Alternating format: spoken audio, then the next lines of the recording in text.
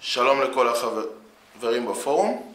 היום הגעתי לסדרות לצלם את אבא שלי, אדון יונה קלפה, בביתו בסדרות. הוא יכין את הקוסקוס האמיתי כמו שסיפרתי לכם.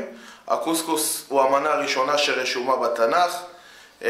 סולת מנחה בלולה בשמן, סולת, שמן ומים זה קוסקוס. היום מקריבים את זה כקורבן מנחה ביחד עם ירקות, אז קוסקוס עם מרק ירקות זה אותו קורבן שהיו מגישים.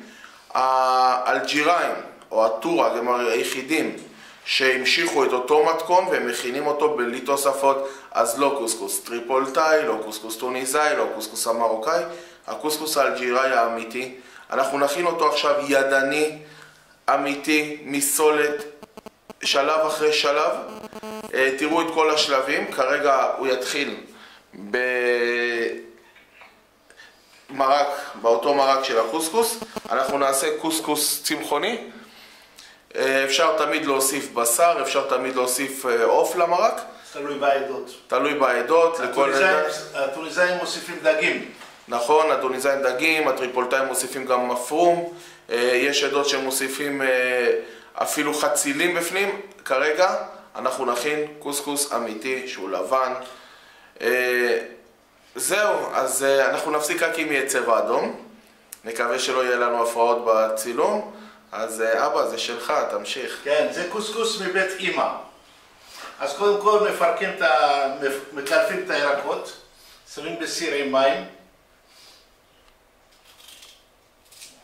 זה לפת.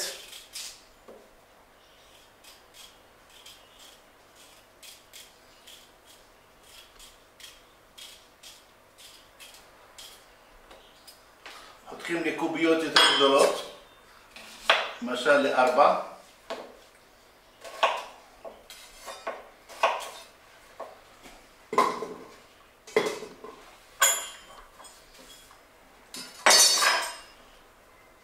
אז מה אבא, תספר לנו כילדים, איך היינו כילדים?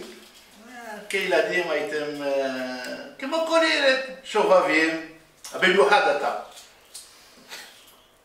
הבנות הן בדרך כלל ילדות טובות.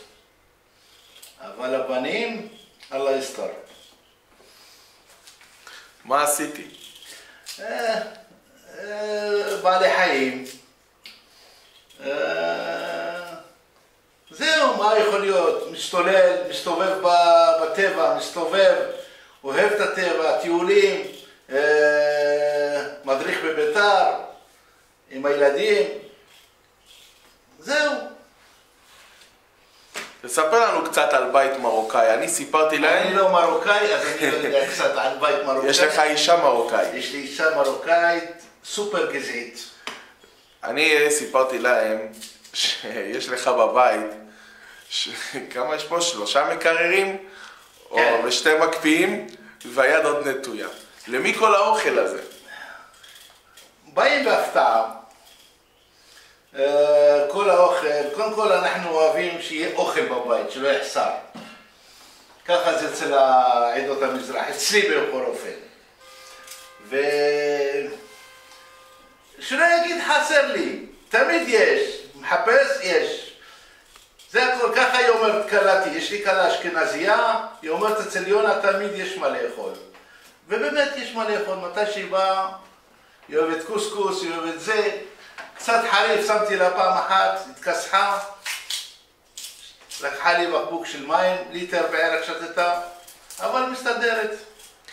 תספר לנו על המתכון של הקוסקוס. אתה אמרת שזה מגיע מבית אמא, שהיא הסבתא שלי.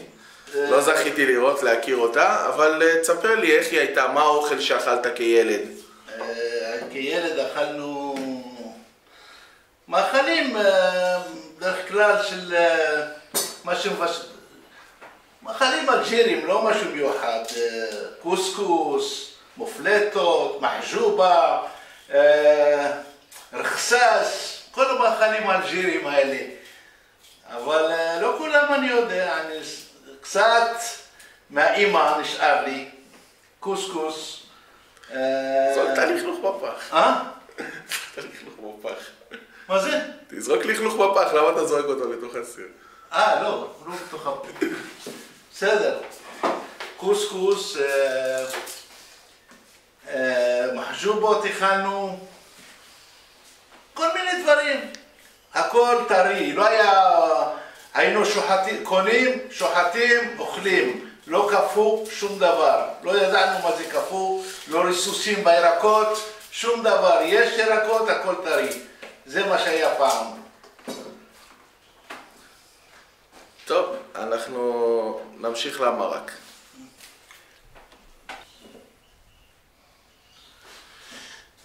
מה אתה עושה עכשיו? עכשיו אחרי שקילפנו את כל הירקות, אני חותך אותם ושם אותם בסיר עם מים. לאיזה גודל אתה חותך? אלה, גדולים, גודל בינוני בערך. תראה לנו למצלמה. בבקשה, גודל בינוני.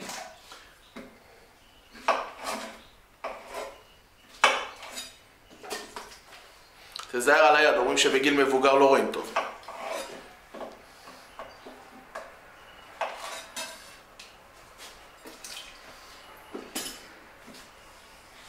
חשוב מאוד לשטוף את הירקות, לקלף אותם מהקליפה, ואפשר להשתמש בכל סוגי הירקות חוץ ממלפפון ועגבניה. אפשר להכניס הכל, מרק ירקות רגיל. אני מכניס את כל הירקות, אני לא שם מלח בכלל במרק, כי הירקות יש בתוכם מלח. כן, למדנו בסדנה שמלח שמים רק בסוף, תמיד. נכון. תבלינים ומלח בסוף, אבקת מרק עוף אפשר לשים בהתחלה, רק שאנחנו מאבדים את הטעם שלה. למי שיש ציר עוף או ציר ירקות בבית, עדיף על מרק ירקות. ציר עוף כדאי לשים בירקות, מי שיש לו.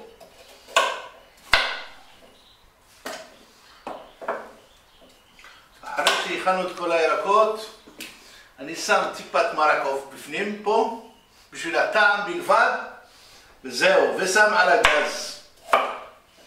ומתחיל במלאכה השנייה, הקוסקוס. אבא, בן כמה אתה?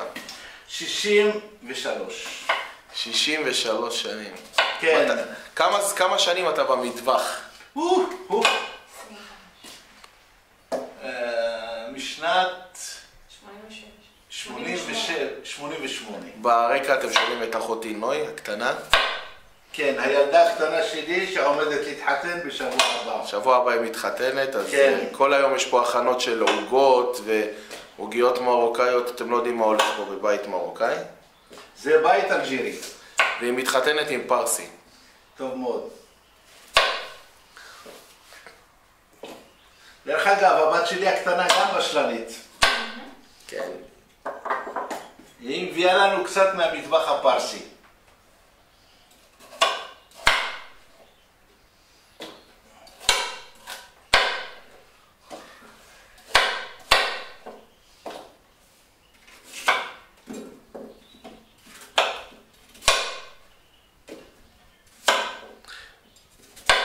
בדרך כלל לא נהוג, גם אצל עדות המזרח, שהגבר הוא הבן אדם שנמצא במטבח. בדרך כלל רואים את האישה, מטעמים של האימא, של הסבתא. איך אתה הגעת למטבח? קודם כל, בשביל לבשל, צריכים לאהוב את זה. ואצלנו בבית הרבה יש מבשלים. הרבה. אז פשוט הייתה לי תאונת דרכים, ואז אשתי יצאה לעבוד, ואני בבית. אז אחרי שהיא חוזרת מהעבודה, יהיה לה קשה לבשל. אז אני לקחתי את הפיקוד, ואני מאותו זמן, אני מבשל. יפה. עכשיו, מה אנחנו עושים? עכשיו, אני שוטף את הירקות, ושם אותם על הגז. פשוט מבשל מרק ירקות. כן. הנה הם בבקשה, עם מים, אני מוסיף קצת. אחר כך, הנה, אחר כך אני מוסיף חומוס שהכנתי מראש. גרגירי חומוס כן. שאושרו מראש או בושלו מראש? רק רגע.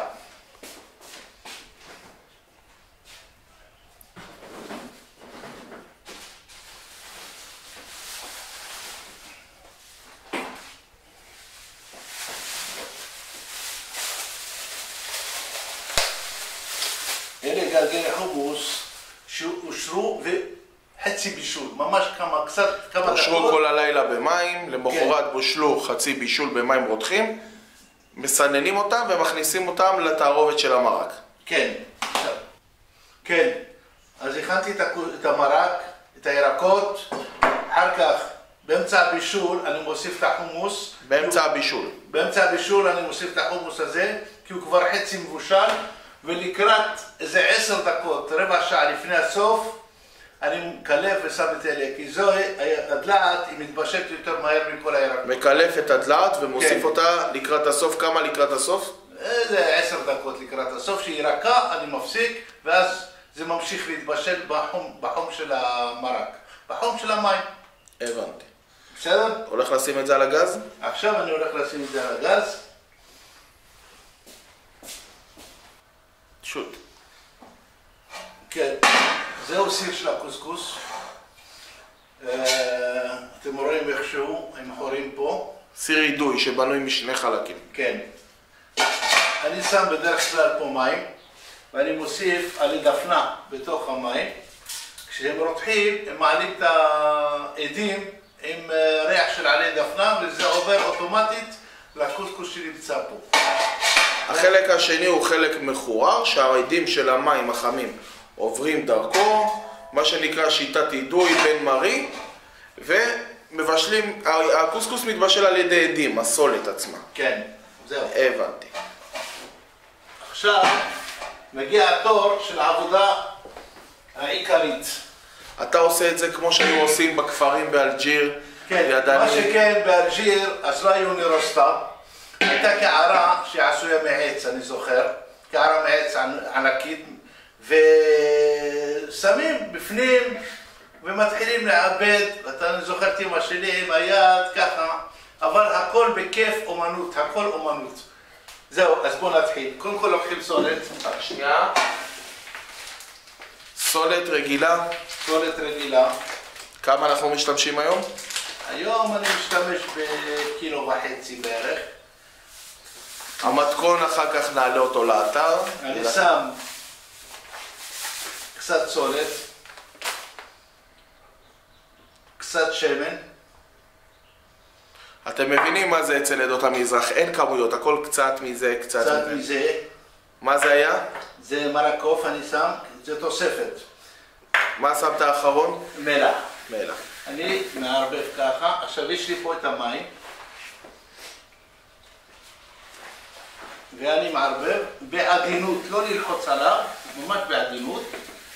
וכל פעם אני מוסיף טיפת מים. ומתחיל לקבל גושים כאלה, גרגרים. תוכל להראות לנו? להתאחד. אוקיי, תערבב. כן. מתחיל, אני מוסיף עוד קמח, עוד סולת.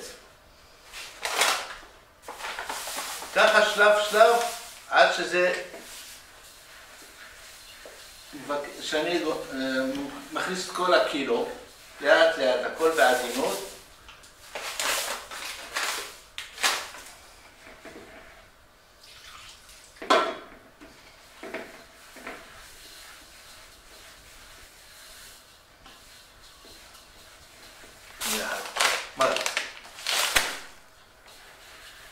אתה פשוט גורם לסולת לקבל את המים, את השמן ואת המרק עוף והמלח לאט לאט, לא מכה אחת.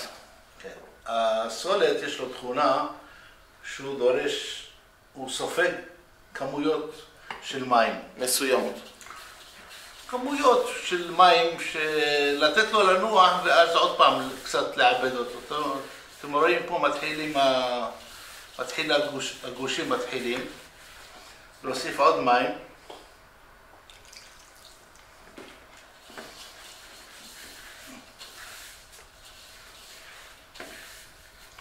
בעדינות ככה. לא ללחוץ אותו עם היד, ממש בעדינות. בנות, זאת העבודה של קוסקוס אמיתי, ידני, כמו שהיו מכינים עוד בתקופת התנ"ך. עד היום מכינים. עד היום, אמרתי עד היום, ולא קוסקוס של אוסם. מה? רינת, שימי לב, לא קוסקוס של אוסם. אני אספר לכם סיפור שפעם באתי מאוחר הביתה ולא הספקתי להכין אוכל. ואמרתי מה לעשות, הילדים באים לבית ספר, מה לעשות? מה יאכלו? אז קניתי של אוסם, הכנתי, ותתפלאו לשמוע שאף ילד לא אכל. הרגישו שזה לא האוכל, לא הקוסקוס של אבא שלהם. פשוט לא אכלו. אבא, זה לא הקוסקוס שלך, זה ממקום אחר. זהו. להזכיר שאני פעם הקדמתי טיסה מלונדון לחזור לישראל כדי לאכול קוסקוס. קוסקוס בדרך כלל בבית של אמא היינו מכינים אותו פעמיים בשבוע, במיוחד יום שישי לכבוד שבת. ובקוסקוס יש תמיד ברכה. בקילו וחצי אני יכול להכיל פה משפחה שלמה בקוסקוס. אני פה פותח אותו שיתברר קצת. הקוסקוס נחשב האוכל של העניים. גם בתקופת התנ"ך העני היה מביא את הקוסקוס. אבל אני מסביר את זה גם בסדנאות וגם בלימוד, שהאוכל הביתי, האוכל העני, בסופו של דבר הוא האוכל הטעים ביותר. כמו שכל השפים הגדולים אוהבים בעיקר פירה או שניצל או תפוח אדמה בתנור. אני רואה את הקוסקוס, הוא עדיין כדורי, הוא עדיין קוסקוס לא דק, הוא קוסקוס עבה. דרך אגב, הקוסקוס העבה איכשהו עכשיו, זה הקוסקוס שהמרוקאים מכינים. הם מכינים את הסולת עבה יותר, המוצר המוגמר שלהם הוא עבה יותר, וכמו הפעולה שהוא עשה עכשיו בידיים, זה הפעולה שהם עושים, זה הסינון שלהם. אני לפעמים לוקח קצת ככה אם זה מספיק מלח וכל הדברים האלה זה מספיק, הכל בסדר, אני ממשיך. אם חסר מלח אז הייתי מוסיף, אבל זה בסדר. אנחנו הילדים היינו נוהגים אפילו לאכול את הקוסקוס לפני שהוא מגיע עם המרק שלו, מרוב שזה היה טעים.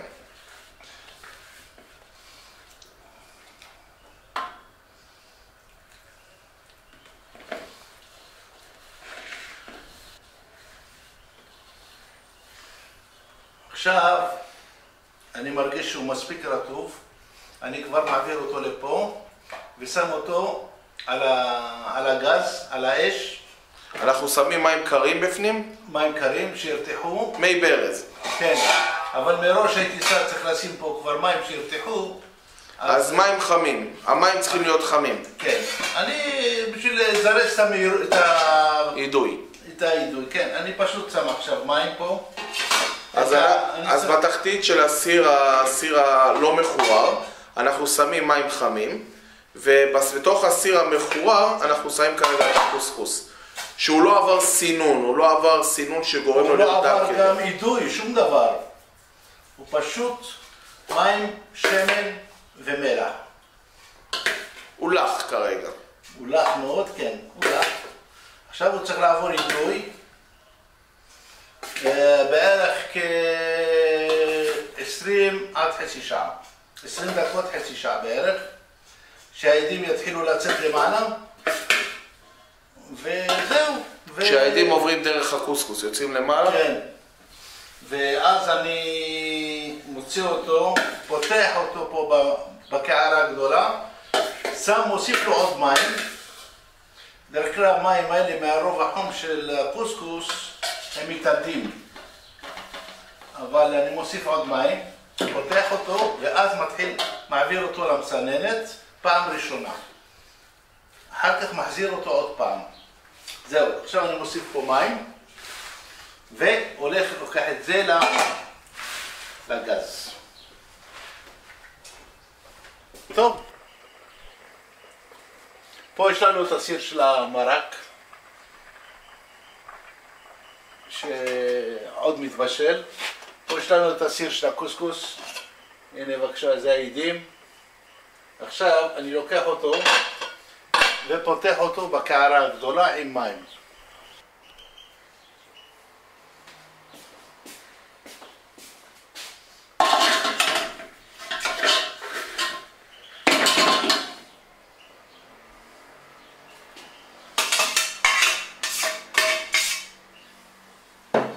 זה הקוסקוס אחרי שהוא עבר את האידוי בפעם הראשונה. פעם ראשונה, נכון. שכן, צריך קצת וישרים למשקפיים. אתה מוסיף לו עוד מים? מוסיף לו עוד מים. נציין שאת המתכון אחר כך אנחנו ניתן אותו רשום, מדויק.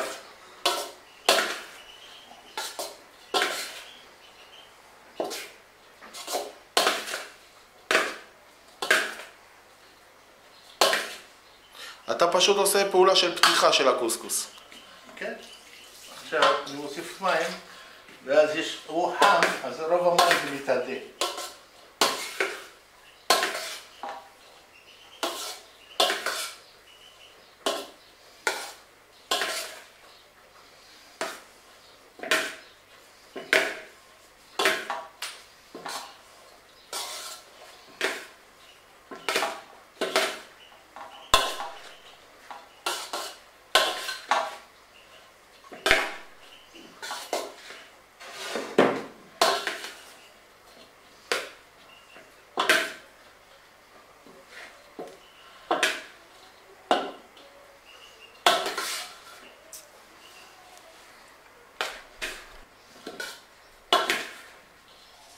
מה השלב הבא?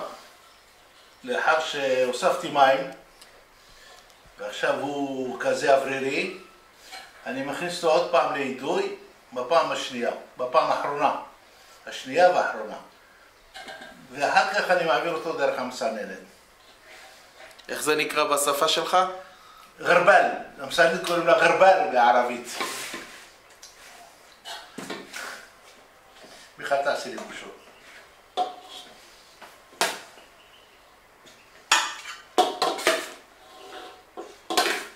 עכשיו בטח הרבה יגידו, מה רע בקוסקוס שלא עושים? 2 דקות במיקרוגל, והילדים אוכלים. אין דבר כזה. עד שבן אדם לא יטעם באמת קוסקוס אמיתי, הוא לא יבין על מה אני מדבר, שאני מספר להם על הטעם של הקוסקוס האמיתי.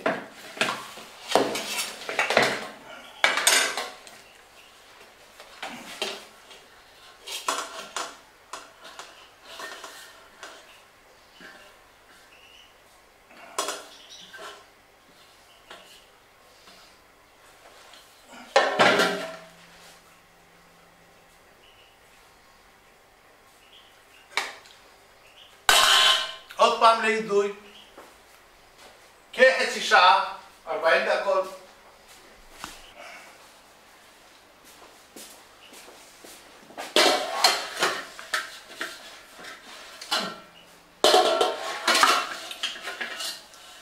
כמה זמן זה היה על הגז? כ-40 דקות. פתיחה שנייה. פתיחה שנייה. אני צריך להישאר עם המשקפיים. עוד פעם אני שם קצת מים, פותח ונגמר הסיפור. ומעביר אחר כך, אחר שיתקרר, אני מעביר במסננת, בסוגריים גרבל בערבית.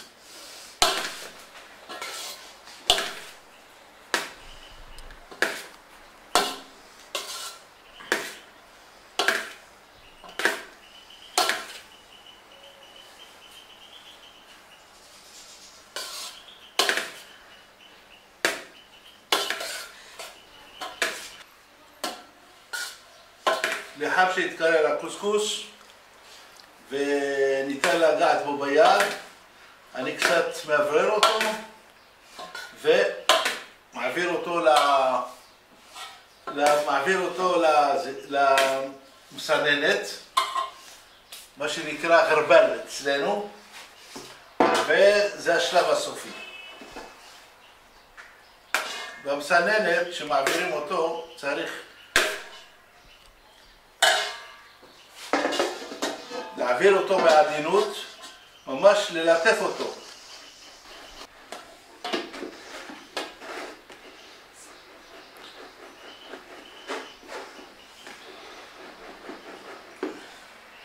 צריך לצאת דבר כזה בערך. אחד. לא גושים. דק יותר.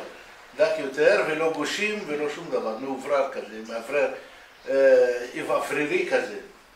זה מוכן לאכילה. כמה פעמים אתה חוזר על הפעולה הזאת? פעם אחת, מספיק. ואז זה פשוט ליצוק לצלחת, על זה לשים את המרק עם הירקות, כן. מי שרוצה עם בשר, מי שרוצה עם כל תוספת שהיא. רצו את המרק שכל אחד ישים כאוות נפשו, כי יש כאלה שאוהבים קוסקוס רטוב, יש כאלה שאוהבים קוסקוס יבש יותר, כל אחד כראות עיניו ואיך שהוא אוהב. זהו, בתיאבון. תראה לנו רק את הקוסקוס איך הוא יוצא הדק, תמתוח הקרב למצלמה. הנה הדק. שימו לב פה, העבה. רגע. לפני סינון, אחרי סינון. זה לפני סינון, וזה הדק אחרי סינון. טוב, יונלה, שיהיה לך שבת שלום. כן. וזהו, הדבר הבא זה לחם ממולא. ממש לא. כן, כן, כן. טוב, בסדר. יאללה, להתראות.